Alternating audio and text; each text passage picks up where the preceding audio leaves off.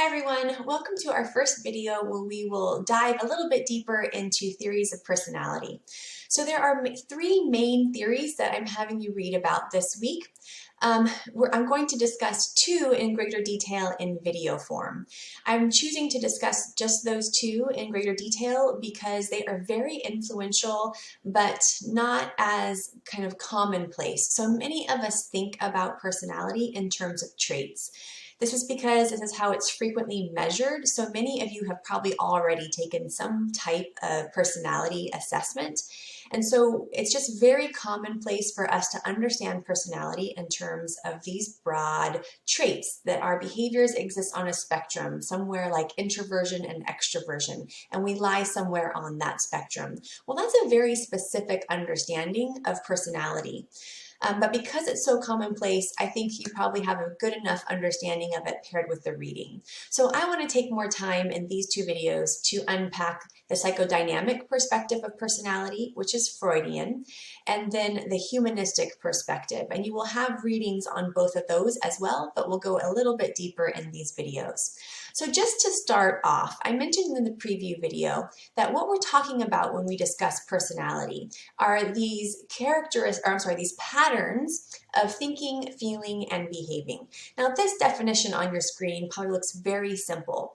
But in fact, there's a lot of debate and many different theories that take different approaches on what this definition really means. So for instance, how unique is your personality? Is it something where we might share common traits or common themes? Or is it really that your personality is unlike any other personality and there are no traits or common characteristics, but that it's born out of our unique experiences? How enduring are these characteristics or these patterns? Again, some theories believe that who you are is very heavily based on genetics, and so there's not going to be a lot of change over time, while other theories and perspectives believe that your personality can change quite dramatically if the situation changes quite dramatically. So although it looks like a very simple definition, there's lots of debate about how all of this comes together. In other words, how do we become who we are? And then how do we measure it? So here are just a few things in which theorists really kind of debate about, and you probably have your own personal kind of intuitive sense of why it is that you are the way you are and what personality is all about. How much kind of free will do you have over the change of your personality, or is it fairly based on genetics? How much of your past influences who you are today? Or does your goals for the future and your thinking about yourself now change your influence your personality? Again, how unique are we? How kind of universal might certain patterns of personality be? You will see that we'll talk in these two videos about two different theories that take very different stances on some of these aspects, including this equilibrium versus growth. How much of your personality is born out of a place to just try and find balance? We've talked a lot about homeostasis. Or how much of your personality is in this pursuit to kind of be the best that you can be? And these personalities, personality theories, depending on where they stand on some of these characteristics, can be fairly optimistic about human nature, while others can be somewhat pessimistic. And again, we're going to look at two theories that are very different in the level of optimism and pessimism for human nature. So we'll start with the first. And this is kind of using that as a segue, a fairly pessimistic perspective of personality and human nature. And what I think is really important in thinking about why that might be and how these theories were developed is to think about who were the theorists interviewing, who were they thinking about, who were they observing in order to come up with their theories. So some people have said that Freud, and you'll see here, this is a picture of Sigmund Freud, kind of the father of counseling psychology, one of the first to come up with this personality theory that really was influential still today in not only how we think about personality so much, but how we think about treatment and counseling. And he was a medical doctor, that saw kind of the most extreme cases. So in many cases of individuals who were unable to be treated in typical hospital settings would come to Sigmund Freud.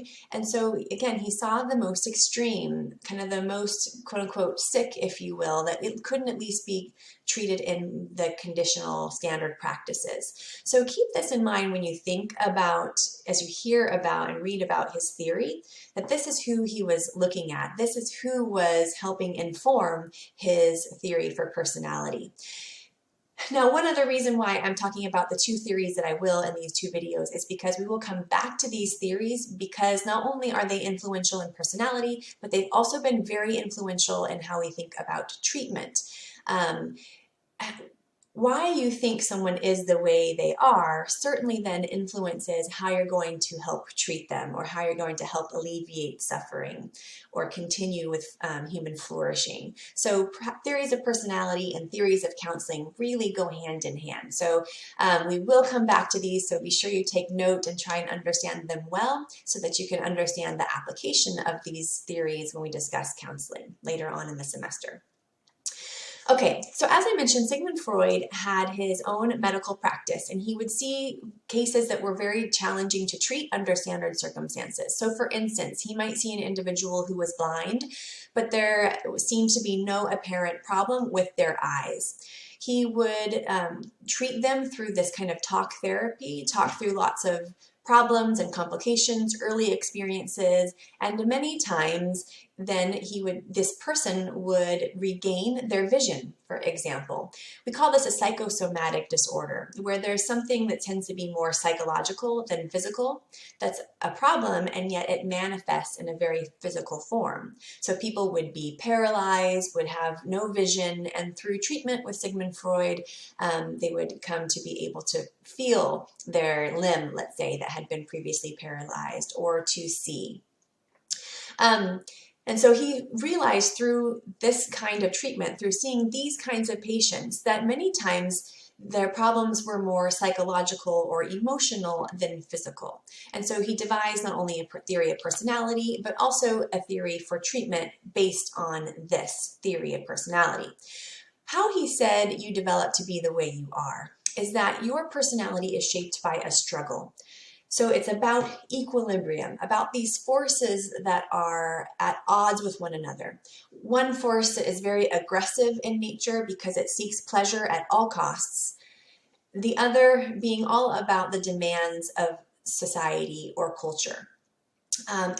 These two things were at odds, and the equilibrium, the way at which those two things were able to balance out, was how your personality was. So that if you may be very aggressive, and that's because this one force then was kind of getting its way. Other people might be very self-sacrificing, restrictive, very kind of neurotic, and that might be because this other force then was getting its way. So how does this all come about? Well, Freud had this three interactive systems of the components, the id, the ego, and the superego. So I'm going to walk through the three of these systems. As you see them on their screen right now, that's how they develop. So first, as a child's born, they have the id, then they develop the ego, and then the superego. But I'm going to pit the id and the superego next to each other just to be a little bit more dramatic and perhaps a little bit more clear with the concepts. So they don't develop in the way that I'm going to describe now. But this is the first personality structure to develop, the id. Children come born. We come born with the id and the id only. So I want you to just pause for a moment and think about a newborn. Think about not only how they maybe appear, but I want you to think about their behavior. We tend to think about infants as these very kind of almost angelic beings. But if you've ever been around an infant or had one yourself, you will understand that they are these principles. They are these things through and through.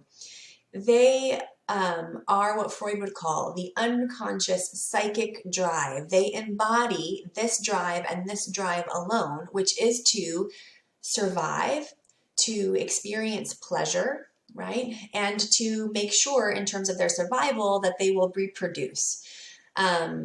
So they care only about seeking gratification, seeking pleasure now, right? Infants don't care much if their caregivers have not eaten or used the restroom or showered or slept, right? What they care about is getting fed, having their bodies clean or diapers changed, being warm, having their temperature regulated, right? And being nurtured.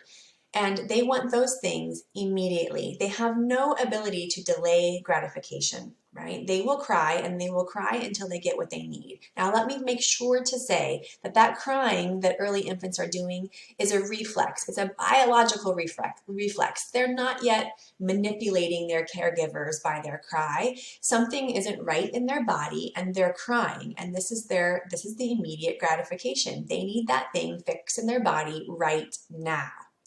Now imagine that then as a 50-year-old, right, or 30-year-old.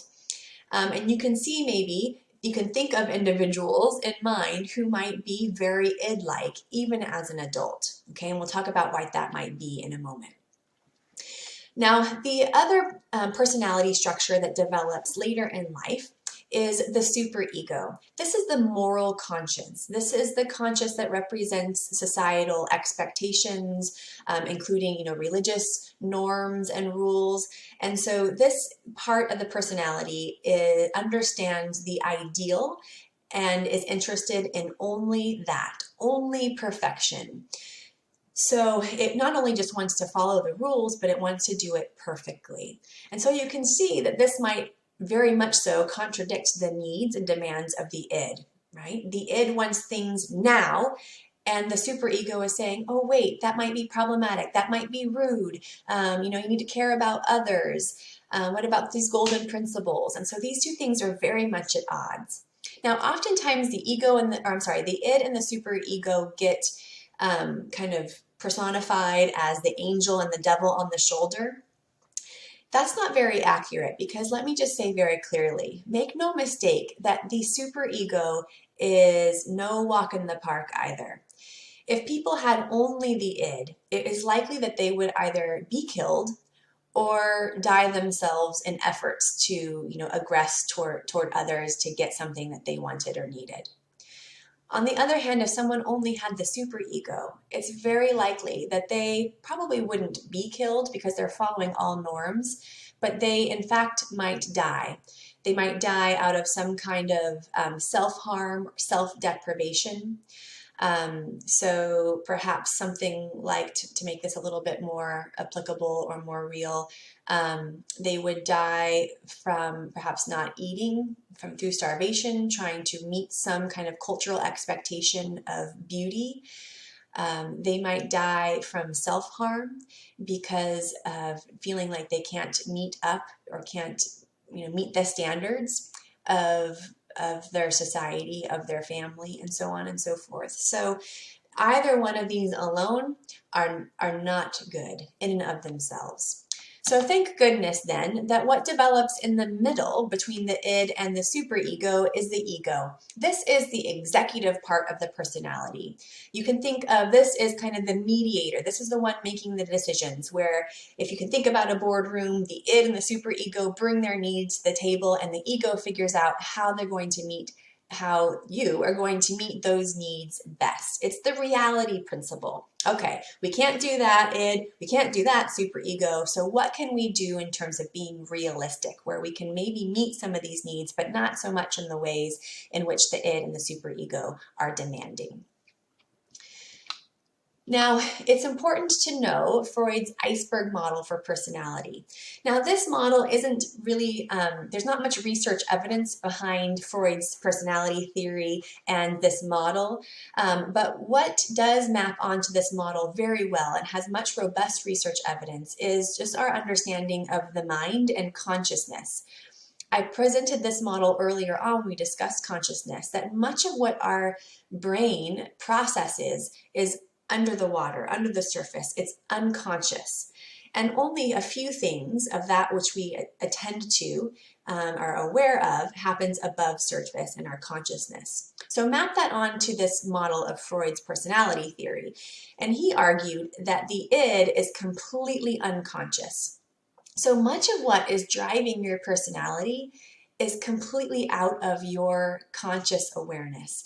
And Freud says there's a reason for this because it's so dark, so alarming, so disturbing that if in fact you really knew what the id was striving, you would have a psychotic break. Your ego, your psyche wouldn't be able to handle it. And in fact, that's was his description for reasons why some people had such kind of neurotic breakdowns, was because they became aware of things that should be kept unconscious. The superego, again, much of it is also unconscious, but because it reflects the moral standards of the day, we know what these standards are. You know probably very clearly what's right and wrong, what's expected of you, and what's not. And so that is the part that resides in our conscious mind. And then the ego, because it's the mediator, it's actually, that is more of our personality in terms of what we are aware of, the way that we think. We are aware of our behavior. We're aware of our emotions. That part is the ego that's in our conscious awareness. So I'm going to come back to this model because much in which personality is assessed in Freudian theory is looking at the unconscious mind. Okay, so I'll come back to this in a moment. But one of the things, or one of the ways in which Freud would say that our personality manifests, one of the ways in which we can get a sense of what's going on underneath the surface here between the id and the superego is with something called defense mechanisms. Now, your reading has a table of these with nice descriptions, so I won't spend too much time over the descriptions, but I will give you some examples to kind of bring this to life. Because although much of Freud's personality theory is not it doesn't have a lot of buy-in among many psychologists today, although there are a select few that are strict Freudian or psychodynamic theorists that really believe true and true what he said.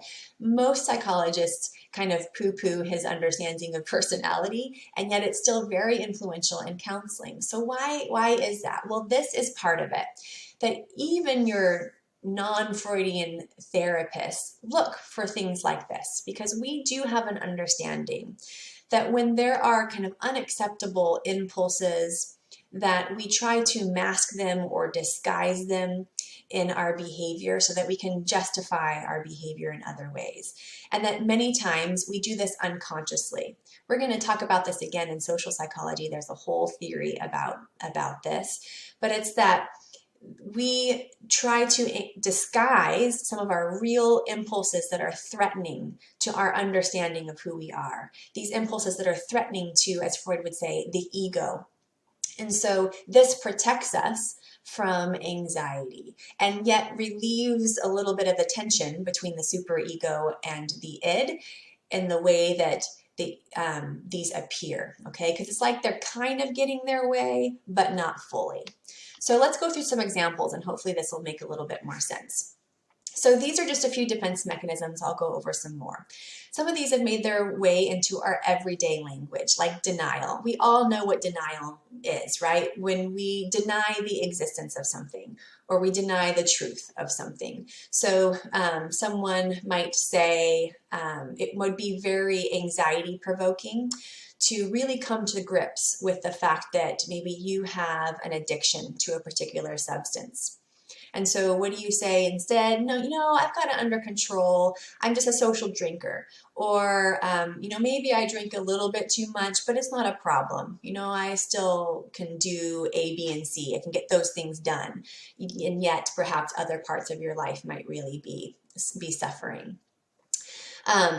They always say in many addiction programs, right, that step one is acknowledging that you have a problem. And so, again, this can be very anxiety provoking in and of itself. So as a way to protect the ego, we may engage in denial. Repression. This is, again, many of us know this word too. This is where we kind of deny something, but instead of just kind of keeping it on the back burner or in the back of our mind, it completely is gone from the consciousness. So again, someone who might have an alcohol addiction would say, maybe I'm a social drinker. It can be a problem sometimes. Repression would be going to an extreme where it would be like, I don't drink. right?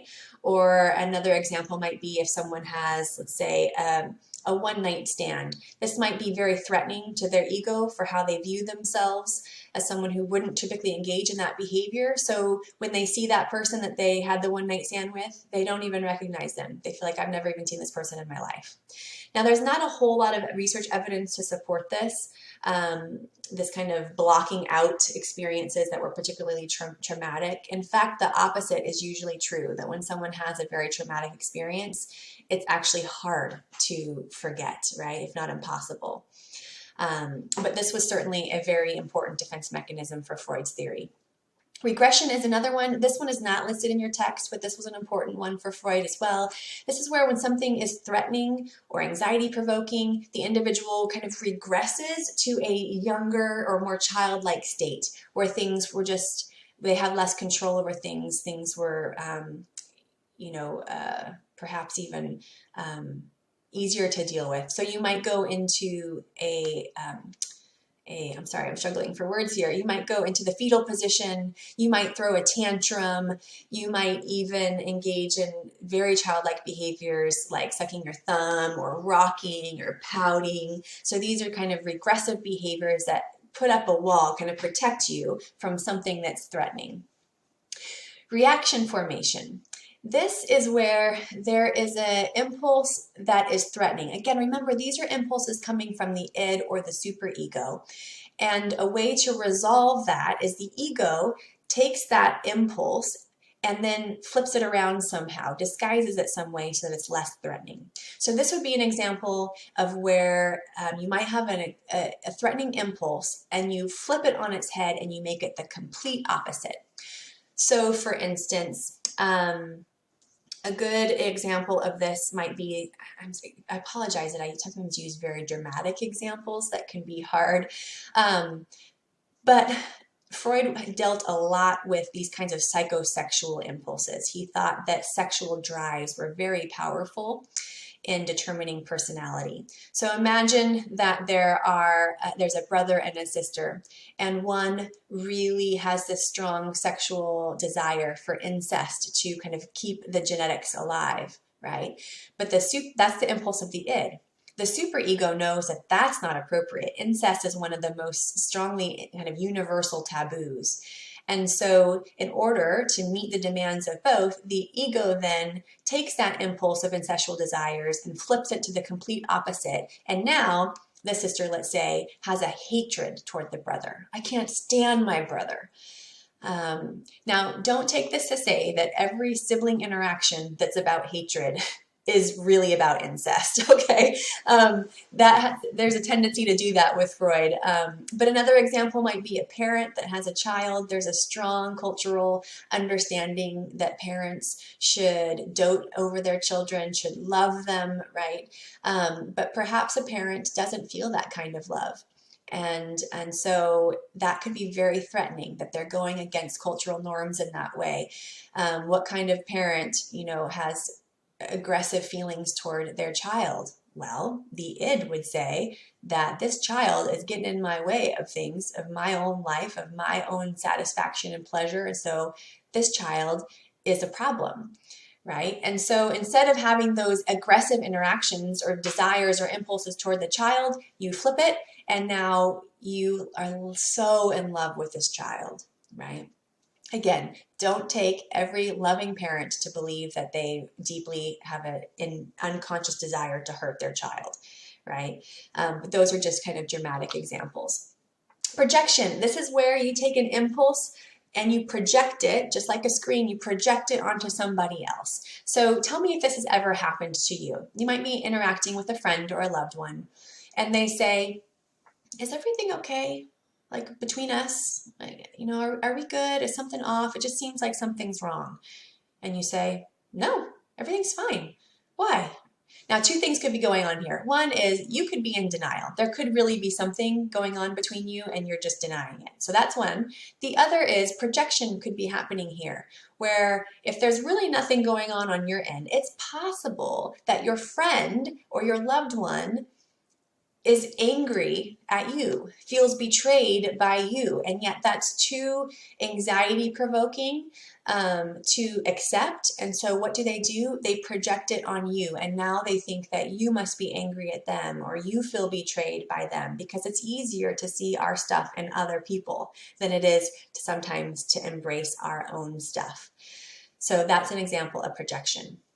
Rationalization, this is kind of a form of justification where you have to use reason to explain why you did something rather than deal with the real underlying problem. So for instance, perhaps you are an employee at a job where you don't get paid very well, and so you take things from the job.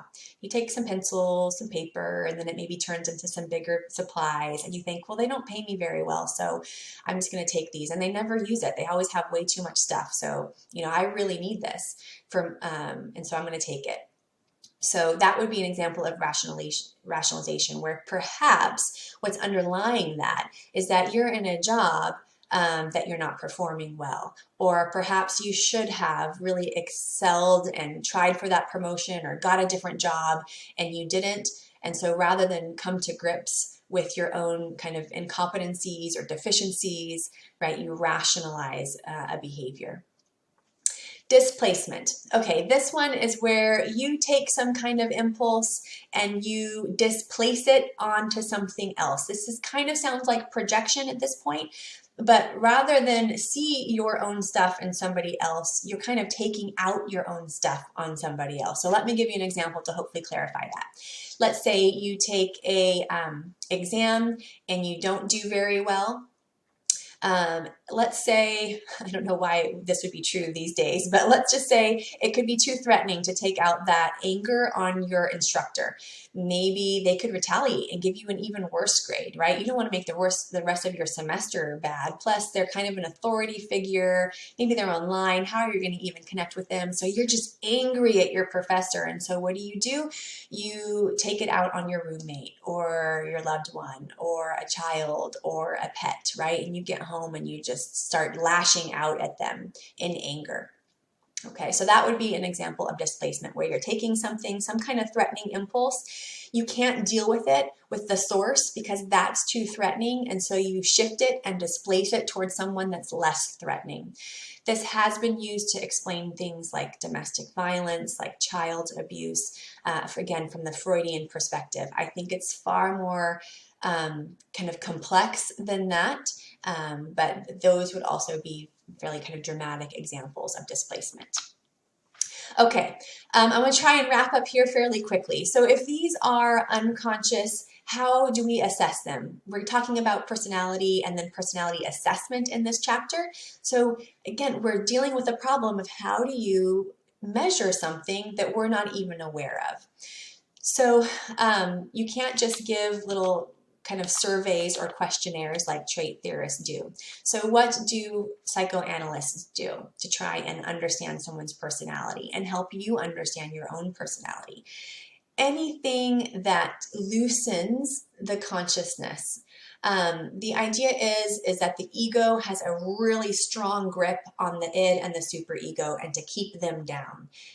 Anything you can do to kind of loosen the ego will start to allow some of these impulses from the unconscious mind to come to the surface. And then they're interpreted and then they're better understood. And that should lead to some kind of release.